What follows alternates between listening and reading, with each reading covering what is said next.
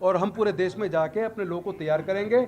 5000 वकील हम आने वाले दो महीने के अंदर पूरे देश में तैयार करेंगे। अपने डॉक्टर्स, इंजीनियर्स, प्रोफेसर्स, साइंटिस्ट और अपना जो इंटेलेक्चुअल का एक टीम, थिंक टैंक तैयार कर रहे हैं कहूँ या ये कह दूँ तैयार हो गया है। बहुत जल्दी समाज की लड़ाई को सही दिशा में, तो परिस्थिति ऐसी बनी कि एक तरफ अम्बेडकरवाद और तथागत बुद्ध का धम्म है और एक तरफ मंत्री पद की कुर्सी है। तो मुझे लगा कि मुझे मंत्री पद की कुर्सी को लात मार के अब अपने बाबा साहेब के रास्ते पे आगे बढ़ना चाहिए। मुझे जो उस वक्त उचित लगा वो मैंने कर लिया। ये लड़ाई मनुवाद और अम्बेडकरवाद के बीच है। इसको अगर आप पार्टियों में बांट के देखेंगे तो आपको पता लगेगा हर जगह एक ही विचारधारा के लोग हैं। मैं फिर से दोहरा रहा हूँ, आप सामाजिक शक्ति को मजबूत करने में सहयोग करें। इसको बार बार राजनीतिक सवाल पूछ के सामाजिक लड़ाई को कमज़ोर ना करें। देखिए, मुझे विधायक जनता ने चुना है और जिस जनता ने 5 साल के लिए विधायक चुना है, मैं उनके साथ धोखा नहीं कर सकता। रही बात समाज की लड़ाई की, वो मैं पहले से लड़ता हूँ, अब तो और ज़्यादा तेज़ी से लड़ूंगा, पूरे देश में जाकर लड़ूंगा। जिस जनता ने लेकिन मुझे वोट दिया है उनको बीच में उनको क्या छोड़ दूँ। आपको पता है मेरी विधानसभा में चुनाव के अंतिम दिन देश के गृह मंत्री अमित शाह जी ने पूरा दिन लगाया। उसके बावजूद मुझे पिछली बार से भी 8000 ज़्यादा वोट, 56,108 वोटों से जिस जनता ने जिताया, मुझे लगता है कि मेरा ये फर्ज है एक कट्टर अम्बेडकरवादी होने के नाते, मैं अपने क्षेत्र की जनता से धोखा नहीं कर सकता। इसलिए मैं एमएलए की पोस्ट से रिजाइन क्यों करूं? पार्टी से इस्तीफा देंगे तो एमएलए बरकरार रहेगा ना, आप रिक्त तो जारी नहीं हो। अभी आप इंतजार कीजिए। समाज की लड़ाई को लड़ना बहुत महत्वपूर्ण है और समाज जिस स्थिति में खड़ा है उस स्थिति में मुझे लगता है ऐसे लोगों को तैयार पूरे देश में जाके करना जरूरी है और हम पूरे देश में जाके अपने लोगों को तैयार करेंगे। 5000 वकील हम आने वाले दो महीने के अंदर पूरे देश में तैयार करेंगे। अपने डॉक्टर्स, इंजीनियर्स, प्रोफेसर्स, साइंटिस्ट और अपना जो इंटेलेक्चुअल का एक टीम, थिंक टैंक तैयार कर रहे हैं कहूँ या ये कह दूँ तैयार हो गया है। बहुत जल्दी समाज की लड़ाई को सही दिशा में, चूँकि लड़ाई भावनाओं से नहीं लड़ी जा सकती। लड़ाई ये बेसिकली दो चीज़ों के बीच है, किसी एक पार्टी के बीच की लड़ाई नहीं है। ये लड़ाई मनुवाद और अम्बेडकरवाद के बीच है। इसको अगर आप पार्टियों में बांट के देखेंगे तो आपको पता लगेगा हर जगह एक ही विचारधारा के लोग हैं। ये लड़ाई बेसिकली अम्बेडकरवाद और मनुवाद के बीच है और इस लड़ाई में अम्बेडकरवाद की लड़ाई को बेहद मजबूती से लड़ना जरूरी है। उसके लिए अपने जैसे लोग पूरे देश में तैयार करने।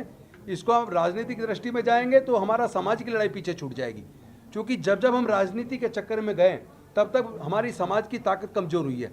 राजनीति को अपने रास्ते पे चलने दो, लेकिन समाज की लड़ाई को किसी को तो आके लड़ना पड़ेगा ना। हमने संकल्प किया, हम टीम तैयार करेंगे पूरे देश के अंदर अपनी सामाजिक लड़ाई को, जो आए दिन जो जुर्म जाति समाज के ऊपर हो रही है, हमारा दिल दुखता है, आंखों में आंसू निकलते हैं, ऐसा लगता है सीना छलनी हुआ पड़ा है। क्या करेंगे मंत्री बने रह के, एमपी एमएलए बने रह के अगर इस लड़ाई को लड़ पाए? मुझे लगता है कि जिस तरह की परिस्थिति पूरे देश में है, इस देश में मनुवाद से लड़ाई को लड़ना ज़्यादा महत्वपूर्ण है बशर्ते की कुर्सी पे बने रहना। तो मुझे कुर्सी पे बने रहने, मैं आपको सच बताऊं तो मैं पहले से ही मेरे मन में ये विचार चल रहा था कि जल्दी से मुझे रिजाइन करके अपने समाज के हक अधिकार की लड़ाई के लिए पूरे देश में निकलना चाहिए। तो परिस्थिति ऐसी बनी कि एक तरफ अम्बेडकरवाद और तथागत बुद्ध का धम्म है और एक तरफ मंत्री पद की कुर्सी है। तो मुझे लगा कि मुझे मंत्री पद की कुर्सी को लात मार के अब अपने बाबा साहेब के रास्ते पे आगे बढ़ना चाहिए। मुझे जो उस वक्त उचित लगा वो मैंने कर लिया। हो सकता है इसमें मेरे से अगर कोई गलती समाज को लगता हो कि समाज से पूछना चाहिए था, तो मैं उसे अपनी गलती जरूर मान सकता हूँ कि मुझे समाज से नहीं पूछा मैंने। कल मनीष सिसोदिया जी को सीबीआई ने नोटिस देकर के बुलाया, पूरी पार्टी रोड पे थी और आप 5 घंटे तक थाने में बैठ रहे, जिलाध्यक्ष भी नहीं पहुंचा पार्टी। लेकिन मेरे समाज के लोग पूरे देश में खड़े हैं ना, हमें पता है दलितों की लड़ाई दलित लड़ते हैं, हमारी लड़ाई को लड़ने के लिए कोई दूसरा नहीं आता, ये इतिहास गवाह है। तो हम अपने दम पे, हमारा समाज अपने दम पे लड़ाई लड़ता है, हमें किसी सहारों की जरूरत नहीं। समाज आपके साथ है, आप केजरीवाल साहब के साथ हैं। देखिए, मैं बार बार दोहरा रहा हूँ, आप बार बार राजनीति की तरफ ले जाना चाह रहे हैं। आप लड़ाई को राजनीति में मोड़ने की बजाय समाज की लड़ाई को तैयार करने में सहयोग दें। सर, समाज में एक मैसेज नहीं जा पा रहा है कि ये दोनों लोग अलग अलग हैं। पहुंच जाएगा message, you wait for some time. Sir, जो 11 विधायक है दिल्ली में और भी ऐसी कैटेगरी से आते हैं, क्या वो आपका साथ दे रहे हैं? मैं पहले कह रहा हूं कि अम्बेडकरवादी सबसे ताकतवर व्यक्ति होता है और हर कोई अम्बेडकरवादी बन नहीं सकता। हर किसी के अंदर उतनी ताकत नहीं होती कि वो अम्बेडकरवादी बन जाए। अम्बेडकरवादी कसौटी पे खड़ा उतरना बहुत बड़ी बात है। कट्टर अम्बेडकरवादी बीड़ी, सिगरेट, शराब, बियर, बिस्की, पान, तंबाकू, गुटखा टच नहीं करता, बेविचार नहीं करता, किसी का अपमान नहीं करता। किसी को ठेस नहीं पहुंचाता, किसी का हक नहीं मारता, तो इतना इतना तप कर, बड़े तप में तपना पड़ता, तब कोई अम्बेडकरवादी बनता है। पोषक कौन है? पूरे देश की सारी सरकारें उसका पोषक है, सारा सिस्टम उसका पोषक है। हमें तो कोर्ट के जजमेंट्स के अंदर न्याय नजर नहीं आता आजकल। मैं जो कह रहा हूँ, मेरे से आप एक नाम दिलवाना किस लिए चाह रहे हो? जब मैं कह रहा हूँ पूरे देश के अंदर हमें न्याय नजर नहीं आता, उस व्यवस्था को मजबूत करने वाले लोग ज़्यादा दिखते हैं और इस न्याय की लड़ाई को लड़ने वाले कम दिखते हैं। मैं एक अम्बेडकरवादी हूँ। व्यवस्था बदलने आए, बदला या नहीं? देखियो, व्यवस्था बदल जाती अगर, तो हमारे समाज को रोज रोज जो कत्ल हो रहे ये ना होते। अभी व्यवस्था बदली नहीं है, और व्यवस्था को तो हम ही बदलेंगे। अब गुजरात का चुनाव है, छोड़िए राजनीति की बात है, समाज की बात करिए ना। बाबा कहते थे कि गुजरात के अंदर दलित लोग नहीं रहते, क्या वो दलित वोट? नहीं, मैं समझ रहा हूँ, आप बात को समझिए। राजनीति हमेशा ध्यान रखिए, कभी भी इमोशन से नहीं लड़ी जाती। राजनीति बुद्धि से चली जाती है, और बुद्धि वाले लोग ही जीतते हैं।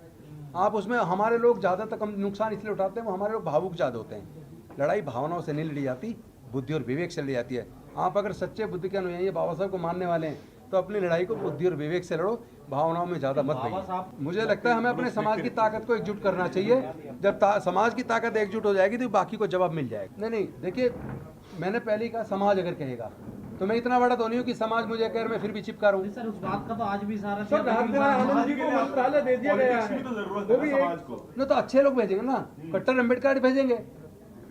अगर कट्टर अम्बेडकराइट लोग ज्यादा राजनीति में जाएंगे, वो MP MLA बनेंगे, तो कम से कम वहाँ चुप तो नहीं बैठेंगे, लड़ाई तो लड़ेंगे। एक तो उन्होंने कहा कि राजनीति वो मास्टर की है जो सारे ताले खोलती है, लेकिन हमारे लोगों ने इतना पढ़ने के बाद बाकी का नहीं पढ़ा। उन्होंने ये भी कहा था जिसकी सामाजिक ताकत मजबूत होती है उसकी राजनीति मजबूत होती है। तो अब अपनी समाज की ताकत को मजबूत करेंगे ना, ताकि हमारे लोग की राजनीति मजबूत रहे। सर, राजकुमार आनंद जी को मंत्रालय दे दिया गया है, उनको शुभकामनाएं, उनका नाम नॉमिनेट कर दिया है और जल्दी वो शपथ लेंगे, और वो हमारे साथी हैं समाज के, उस नाते हम उसको हर प्रकार का सहयोग करेंगे और उम्मीद करेंगे कि वो इस लड़ाई को आगे बढ़ाएंगे। सर, बताया जा रहा है कि वो 5 अक्टूबर को आपके दीक्षा वाले सभा में गए थे। हाँ, वो थे। तो फिर क्या सर, ये वक्त नहीं है जब सभी दलों को एक साथ आना चाहिए इस मुद्दे पर, ताकि बहुजन समाज की आवाज एक और सच तो ये है कि बहुत सारी पार्टियों के लोग इस मुद्दे पे साथ आए हैं और लोग इस लड़ाई को लड़ने के लिए तैयार हो रहे हैं। मैं फिर से दोहरा रहा हूँ, आप सामाजिक शक्ति को मजबूत करने में सहयोग करें, इसको बार बार राजनीतिक सवाल पूछ के सामाजिक लड़ाई को कमजोर ना करें। मेरे साथ पूरे देश के लोग खड़े हैं, इसको भी राजनीतिक पार्टी में मत बांटिए। लेकिन सर, समाज के जो लोग हैं वो तो फ्री बिजली पानी में लगे हुए हैं आज भी। आप इंतजार करो, लोग, हमारा समाज जाग रहा है, और पूरे देश में अगर इतनी 22 प्रतिज्ञाएं पहली बार हुई हैं, इसका मतलब समाज जाग रहा है। उसको पढ़िए, समझने की कोशिश कीजिए। समाज अब और ज़्यादा जुन जाति बर्दाश्त करने के लिए तैयार नहीं है, और इतना जाग रहा है, आने वाले समय में हर बुराई के खिलाफ सख्ती से खड़ा नजर आएगा। मैं आपको बार बार दोहरा रहा हूँ कि आप बार बार राजनीति में किस लिए ले जा रहे हैं। मैं नहीं दूंगा इस सवाल का जवाब, मैं दे चुका, मैं इस सवाल का जवाब दे चुका। मैंने अपनी मर्जी से इसलिए दिया है क्योंकि मुझे समाज की लड़ाई को लड़ना है।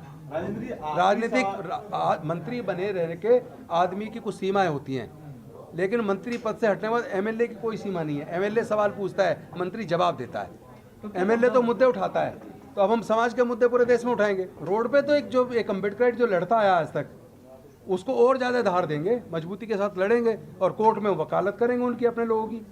वकील के तौर पे कोर्ट में लड़ेंगे, और एक एक्टिविस्ट के तौर पे सड़क पे लड़ेंगे, और एक MLA के तौर पे विधानसभा के अंदर उठाएंगे। तीनों मोर्चे पे लड़ाई लड़ी जाएगी। एक विधायक के तौर पे विधानसभा में समाज के मुद्दों को उठाएंगे, एक वकील के तौर पे न्यायालय में उठाएंगे, और एक एक्टिविस्ट अम्बेडकरवादी होने के नाते रोड पे उठाएंगे। इंतजार कीजिए। मैं अपने, सुनिए, राजेंद्र गौतम के लिए कोई मुश्किल है, राजेंद्र गौतम रहे ना रहे कोई बड़ी चीज नहीं है। राजेंद्र गौतम एक व्यक्ति है, ये विचारधारा मजबूत होनी चाहिए, विचारधारा बढ़नी चाहिए। राजेंद्र गौतम आज नहीं कल मर जाए, पर ये विचारधारा नहीं मरनी चाहिए।